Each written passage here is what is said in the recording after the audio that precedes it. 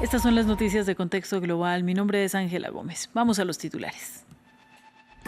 Trump afirmó que no dejará pasar a nadie, un día después de anunciar el bloqueo de los petroleros sancionados por navegar desde o hacia Venezuela.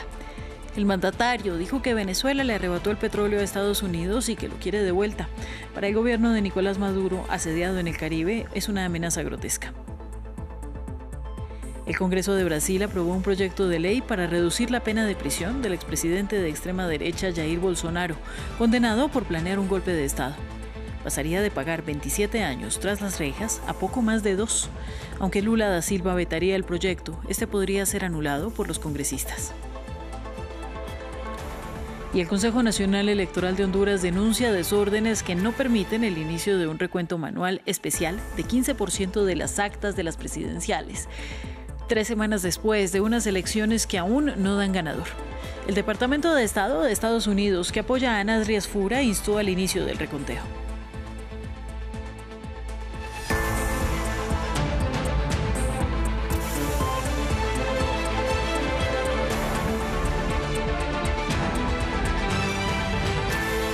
Comenzamos en Estados Unidos porque Donald Trump continúa con su retórica contra Venezuela. Hoy el mandatario dijo que no dejará pasar a nadie que no deba hacerlo, un día después de anunciar el bloqueo de todos los petroleros sancionados que navegan hacia o desde aguas venezolanas. Además, Trump aseguró que Venezuela arrebató el petróleo a Estados Unidos y que lo quiere de vuelta, mientras continúa un asedio en el Caribe, supuestamente en una lucha de Washington contra el narcotráfico. Pero también señala directamente al gobierno en Caracas. Justamente este miércoles, las Fuerzas Armadas de Estados Unidos destruyeron una nueva lancha, supuestamente ligada al narcotráfico en aguas internacionales del Pacífico Oriental, y mataron a 4 personas a bordo. Por otro lado, la administración Trump está preguntando a las compañías petroleras estadounidenses si estarían dispuestas a regresar a Venezuela si el presidente Nicolás Maduro se marchase.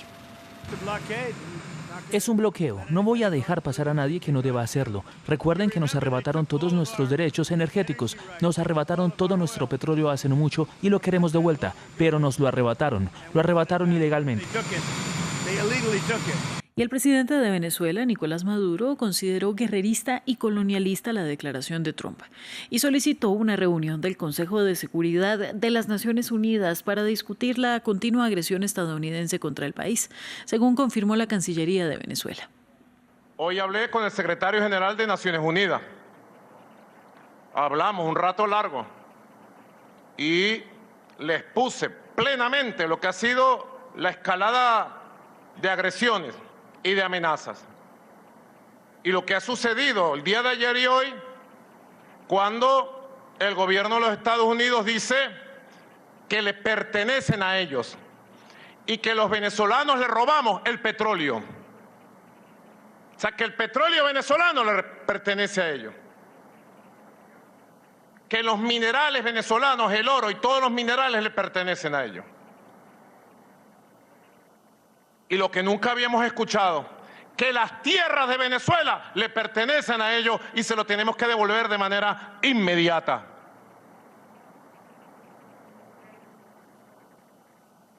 Sencillamente, es una pretensión guerrerista y colonialista. Los presidentes de México y Brasil, así como el secretario general de Naciones Unidas, llamaron a desescalar las tensiones en Venezuela. Marta Moya con los detalles.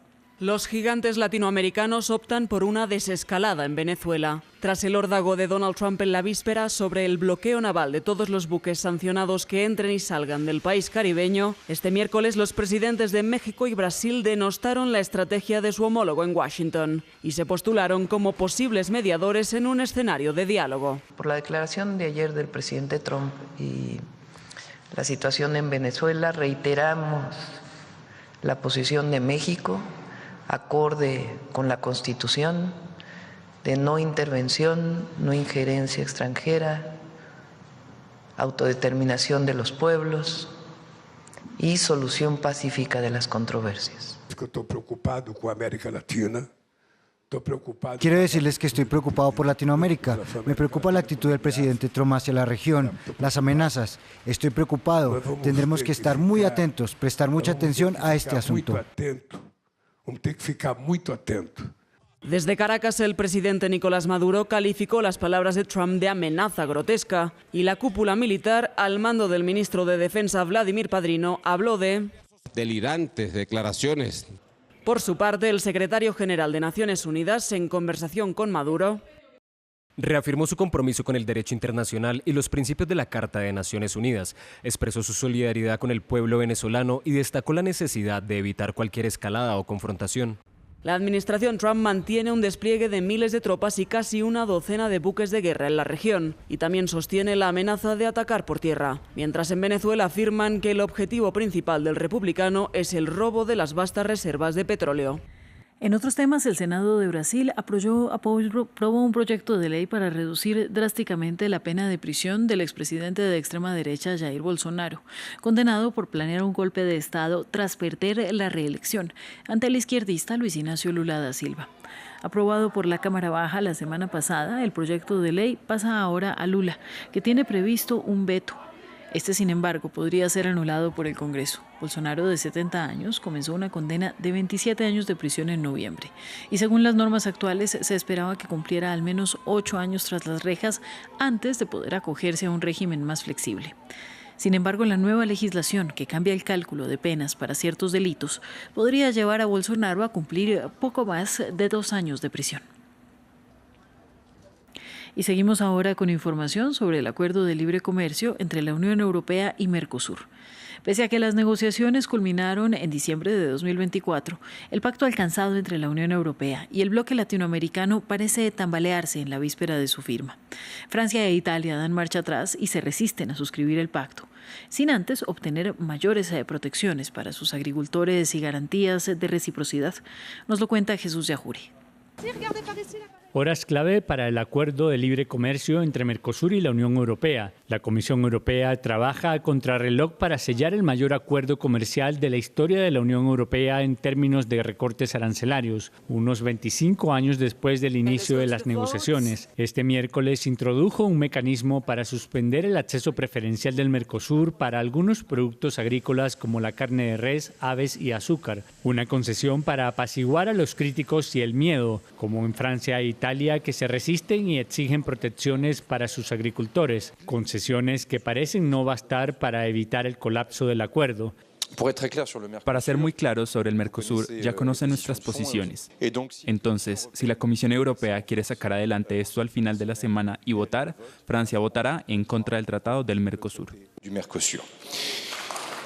Mientras Francia sucumbe a la presión de su sector agrícola, el partido Hermanos de Italia de Meloni dice que los controles aún no son suficientes.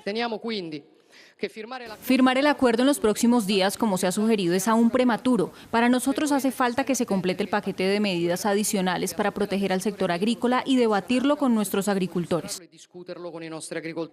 Al otro lado del Atlántico, varios países se impacientan y lanzan un ultimátum con Brasil a la cabeza.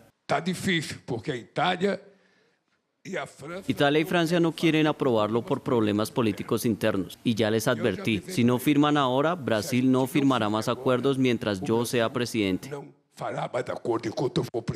La Comisión Europea, Alemania, España y países nórdicos afirman que el acuerdo ofrece una vía para superar la dependencia de China, mientras Brasil dice que el pacto envía un mensaje claro en un momento en el que un presidente estadounidense trata de debilitar el multilateralismo. El recuento manual especial de algunos votos en las elecciones de Honduras sigue sin iniciarse, en medio de protestas que impidieron el trabajo del personal electoral, mientras se mantuvieron las peticiones del partido gobernante de que se revisaran todos los votos. Cosette López, una de las consejeras del ente electoral de Honduras, afirmó que solo falta que le metan fuego a la institución, que enfrenta muchos problemas que no permiten que se inicie el escrutinio especial para el conteo de al menos 2.792 actas con inconsistencias, lo que podría eventualmente revertir el resultado del recuento automático en las elecciones del 30 de noviembre. Con casi el 100% de las actas procesadas, el candidato opositor del Partido Nacional, Nasri Asfura, mantuvo la ventaja con más de 43.000 votos sobre el candidato centrista del Partido Liberal, Salvador Nasralla. Asfura, exalcalde de Tegucigalpa de 67 años, ha recibido el respaldo público de Donald Trump. Justamente el Departamento de Estado de Estados Unidos instó al Consejo Nacional Electoral de Honduras a iniciar de inmediato el proceso. En Honduras, el Consejo Nacional Electoral debe comenzar de inmediato el proceso de escrutinio especial para finalizar los resultados oficiales. Cualquier llamado a alterar el orden público o el trabajo del CNE tendrá consecuencias. Las voces de 3,4 millones de hondureños deben ser respetadas y escuchadas. En Chile, las autoridades fronterizas informaron que no existe una crisis migratoria en sus límites con Perú, desmintiendo así especulaciones sobre el aumento de los cruces. Los pasos de la región norte de Arica y Parinacota reportan un flujo regular de personas, que según información oficial cumplen los controles biométricos impuestos. La región fue importante en las últimas elecciones tras convertirse en un bastión para el recién elegido presidente José Antonio Kast, quien promueve controles estrictos contra la migración. Nosotros sabemos que en las últimas semanas han habido noticias de una supuesta crisis migratoria. Una crisis migratoria, nosotros como región la vivimos durante el año 2003.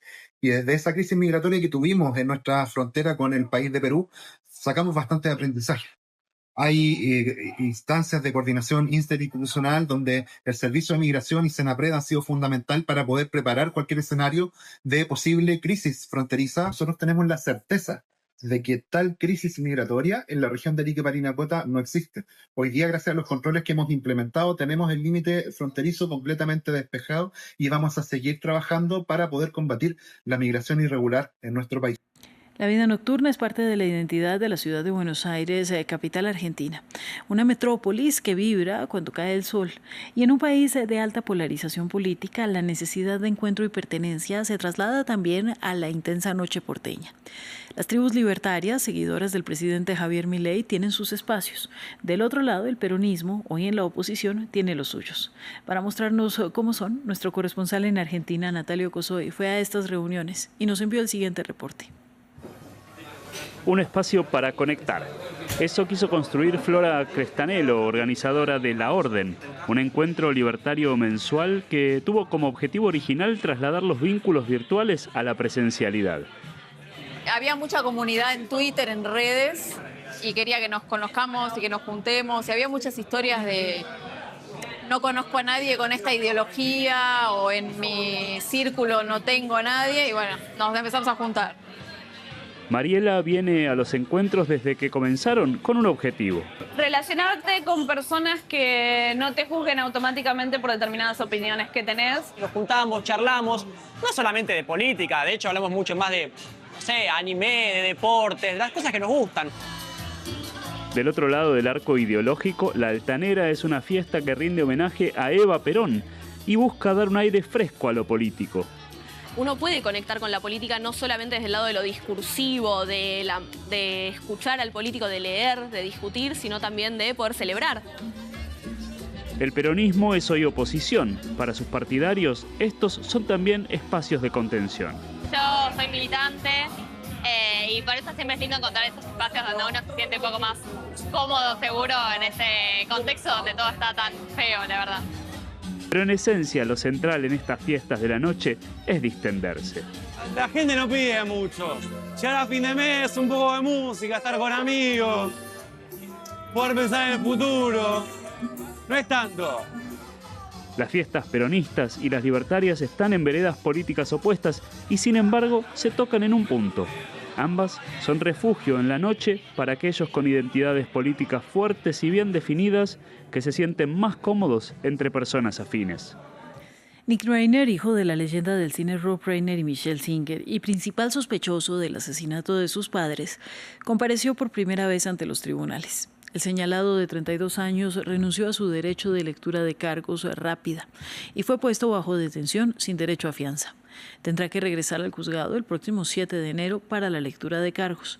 Según una fuente policial, el sospechoso se habría registrado en un hotel de Santa Mónica, en California, después de los asesinatos. Fin del informativo. Siga en France 24. Buenas noches.